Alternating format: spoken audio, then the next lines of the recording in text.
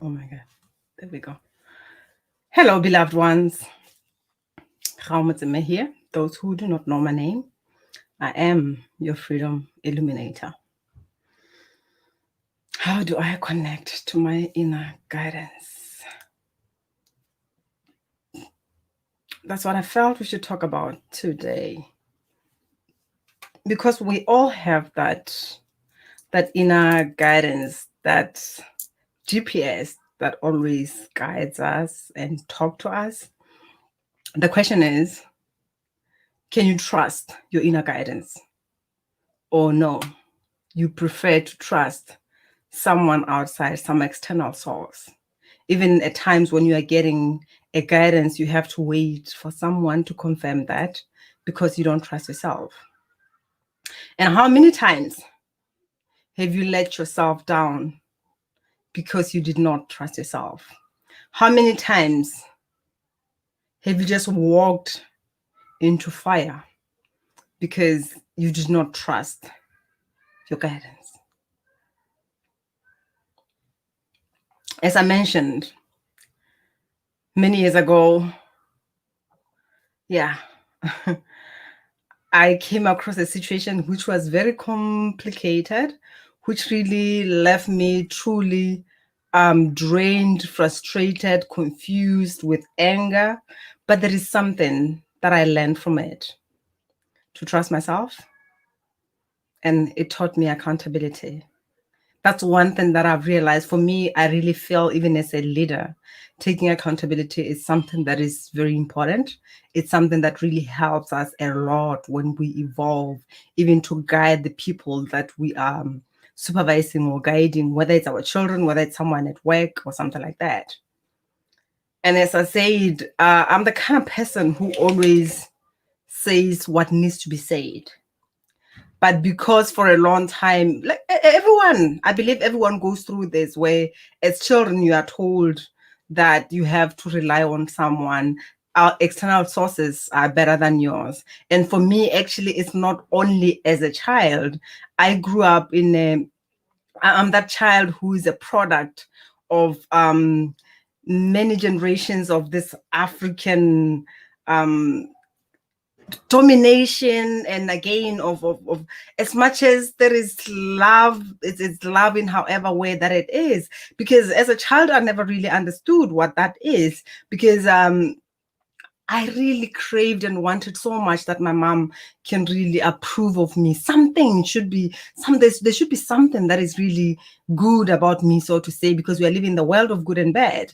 And at times we look at ourselves actually, most of the times, we look at ourselves through the eyes of our caretakers or of our parents. And as a child, I'm the kind of person who really struggled to really find something that was good to say about me, especially from my parents, especially my mom. Hello, my beautiful friend, sister. I'm grateful that you're here with me. So I had that struggle, and there was this mother-daughter relationship, this beauty mother-daughter relationship for me. From my side with my mom, that's where you could see all of it playing out. And it played out for a long time. And as I said, I was just glad that at the end, before she passed, we could have a conversation where the words that came from that angry child was, "I know you hate me." And that was like, wow. It was too much for her. And, "I hate you? Where do you get that from?" And I sat down and I just told her, this is how I felt all my life. And for me, I treasure that moment. As much as I was angry, I treasure that moment because it somehow gave me closure before she left the earth. It's another thing when she connects with me from the other side, but to have that conversation with her while she's still here was very precious to me. So we had that conversation, and she told me that I was raised like this, and I was told, when you tell a child how good she is, they get big-headed. So she didn't want me to be arrogant and think that, oh, I'm this, whatever. So she had to put me down so that I strive to be better and all that. And as much as it might have some positive whatever, it depends on who you are. But I was the kind of person who is self-driven, so to say. So for someone who's really totally dependent on the parents, then it's something that crushes you. So I was trained not to trust my inner guidance. So therefore there are so many things that I said but at the same time regretted, because we live in the world where truly we are getting into that space where now the truth has to come out no matter what. Otherwise it gets uncomfortable, otherwise it gets ugly. You can try to pamper someone or yourself through life and all that. As much as there is free will, I believe our souls have to have a destination, not a destination, but our souls wants to learn certain things. When a soul wants to really learn something, if it's still here, it's gonna really push you into that direction. Otherwise, what's the point of it being here if it cannot have the freedom that it desires? And for me, this was the guidance that was coming through. Like I mentioned, I was coming from the kitchen and I saw this guy sitting on my chair. And I mean, I've seen him before, but this time around, I just say to him, "What are you doing on my chair? You're gonna be stealing some things and get me in trouble or something like that." And he was really angry, but that anger really disturbed something in me. Something in me was scared. Why is he angry? If at all he wasn't doing anything. But I also shrugged it off until 3 years later. And you know how much was stolen? More than $500,000. And that guidance would have saved me a lot of stress.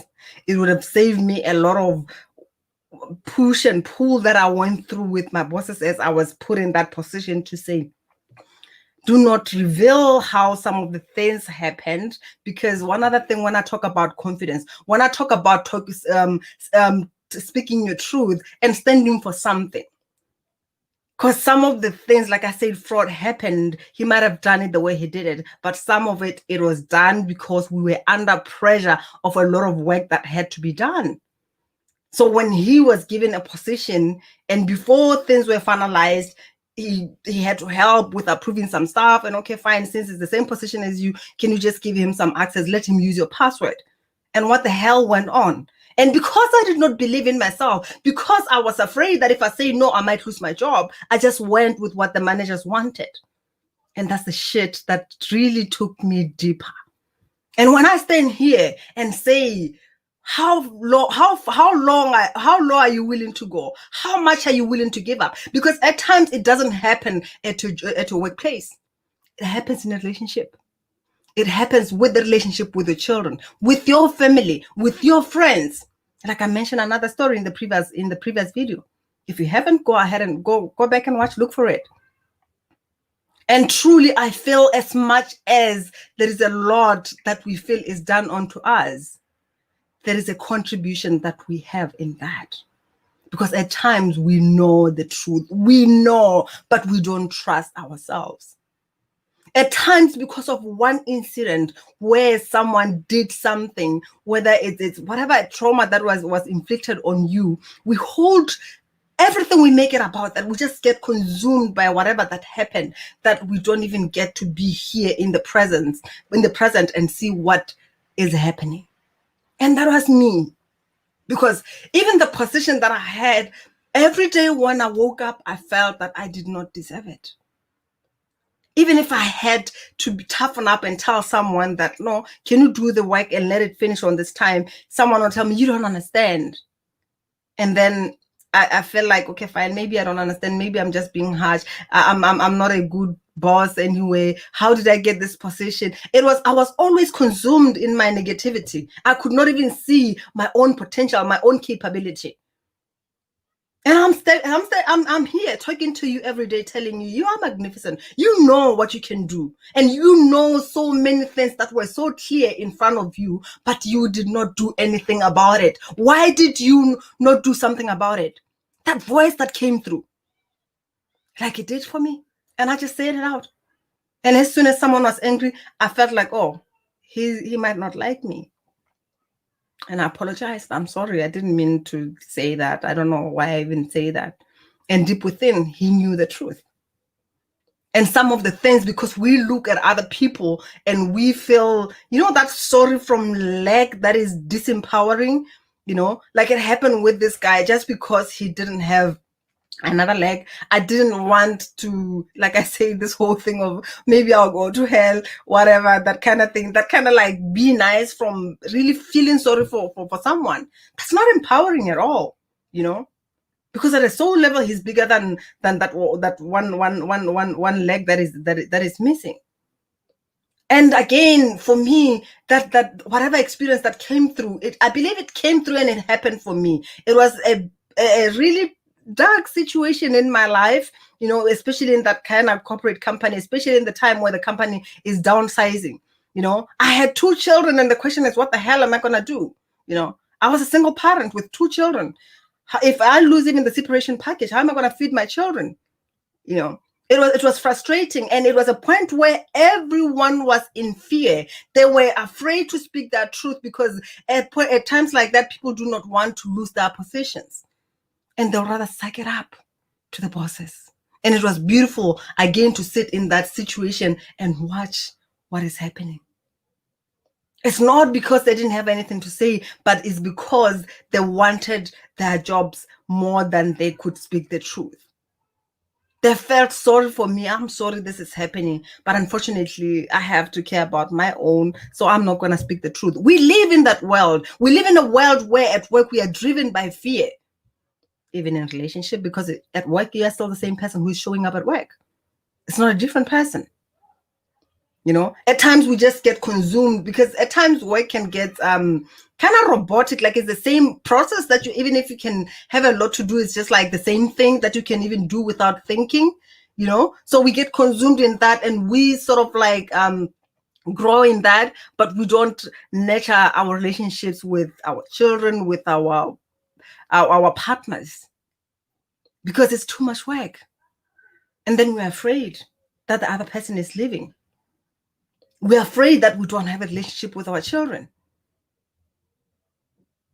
So I was just showing up today to ask you, do you really trust yourself? Because connecting with your guidance, it's there. You just have to trust it. But if you have a lot of negativity in your head, if you are always having that inner talk where you are putting yourself down, you are not going to hear that guidance, or you're going to hear it so loudly and clear, like it happened in many cases for me, but I never took it serious because I never took myself serious. I felt that I cannot know anything better. I cannot do anything better. I am not enough. This is why even in relationship, I said and allowed I condoned so many things to happen because I was consumed by my own talks and negativity and all that. Your guidance is there. Even right now, if I just ask you, what is stopping you to make a call with me? Because a call is not binding you to do anything. And probably you are the one person who really needs this, but you can't even make a call to just have a conversation. It's a free call, but you can't make it because you are busy in your mind about what you can't and what you can. You are letting that inner talk really, that inner negativity really stop you from even just finding out more. And there is nothing that is going to shift without you really taking any action. Anything that you want to do. You might be sitting there complaining about your career, but nothing's going to shift until you take action. You might be complaining about your partner, your boss, or whoever. Nothing is going to happen until you do something about it. You can point a finger at someone, like I said, they behave, but we choose what we make out of it. And don't let 1, 2, 3 incidents really determine that you live a miserable life. That's not why you are here. The reason why you overcame whatever that happened is because there is more for you. So I was just showing up to say you need to trust yourself. You are here for bigger things. There is more that your soul really wants to express through you. If it happened that you die in a week, in 2 weeks, would you say that you really did what you came here to do? Would you really say that, oh, they really knew who I really was? Or you are busy playing small? Could you even say that my family knows how much I love them?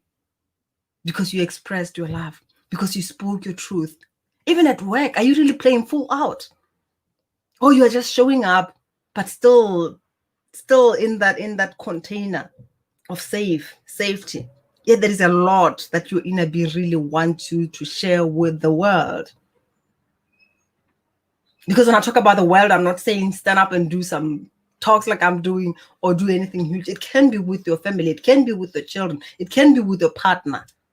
Are you really showing up fully as you? Are they really experiencing the real you, like expressing itself, or it's just that conditioned self that you're told you are and you can be and what you can do? I'll leave you with that. That's for you to think about. And the question is, what are you willing to do about whatever that is coming through? Are you still willing to continue playing small? If you're really tired and you really want to start taking that action, you can start with clicking that link and let's have a conversation, because you never know what you can have from that. It could be shifting and you don't need to do anything much.